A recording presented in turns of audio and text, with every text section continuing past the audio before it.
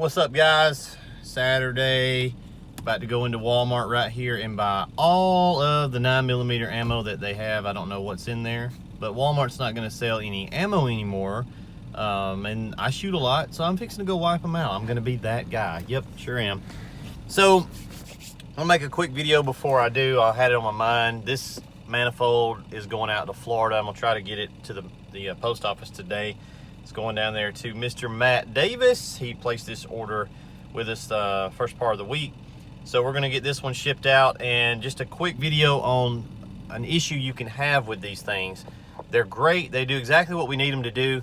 They're not $1,200 like the proportioner, and they do basically the same exact thing. So for $350, you can have a nice little proportioner. You can have we call it a blend manifold. But one thing that you need to be aware of if you're going to try to make one yourself, or if you ever have to replace one of the actual flow control valves here, just understand that all this plastic, the barbs, the check valves, the little connectors here, the adapters, the elbows, the T in the middle, all that is one type of plastic.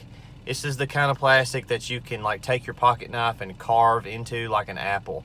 I don't know what it is. If it's ABS, you know, there's just different types of plastic. The actual valve itself, these are different, okay? And you can even tell it in camera. Like this is shiny and this is flat. And they're just different. They come from different companies, right? So the problem is these are prone to cracking.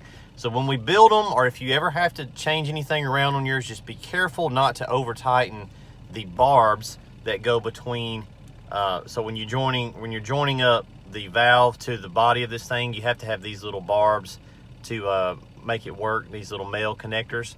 So that barb, as you can see right there, I've got it almost flush with the check valve, right? It's almost flush on the top, but as you can see down here on the bottom, I've got about 3 threads showing. If we flip it over, it's the same way. I can tighten this barb as much as I want to into this elbow. It won't hurt it. And that's where the sticker was on there. But if I try to tighten this barb and flush it up with the actual control valve, it will crack this valve. So what happens is, if you're not careful, you'll over tighten the barbs into the housing of the control valve, and it'll split it. And sometimes it's such a small split you can't even see it. But as you get it all put together and you mount it on your, wherever you're gonna mount it, and you start running it, you'll see water dripping off of the elbow down here, and you'll start looking and you'll have a crack like right here on the side somewhere. So we've cracked a couple of them. Best I can tell, we've got about 100 of these out in the field that we've sold this year between our skids and then just orders on the website.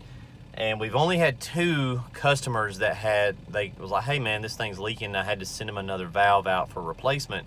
So when you're careful with them and you build them right, they don't really give you any problems. If I tried to go one more round with these things, it would absolutely crack them and you just have to replace it, which kind of sucks because these are expensive. So just be careful doing that. If you ever have to replace it, or you're going to try to build one yourself, whatever, just giving you some info there. What we like to do is try to leave about 3 rounds, 3 threads showing right here and right here, right on both sides. So try to leave about 3 threads exposed, and that'll get you about the right depth on your barbs there without over tightening it. And there's still plenty of barb down in there that's going to hold it snug, keep it sturdy. You're going to seal it up with True Blue anyway. You can see the True Blue. I watch some guys videos and stuff building these things, and man, they're just a freaking mess. They got True Blue everywhere. So we try to build them clean and sealed up, but without getting blue goo all over everything. So just be careful with these. If you ever have to do anything with them, don't spin them around. Don't go like as far as you can with them, because you absolutely are going to crack the thing. Trust me, I know. Hope y'all have a great weekend. We'll check in with you Monday. Got a dual blend skid we've about 3/4 of the way finished with. We'll finish it up Monday or Tuesday, and then we've got another one that we're going to try to finish up by the end of the week. So we're rocking and rolling with the skids. A couple of little wash jobs to do next week, nothing crazy. Hope y'all have a great weekend, and we'll check in with you the first part of the week.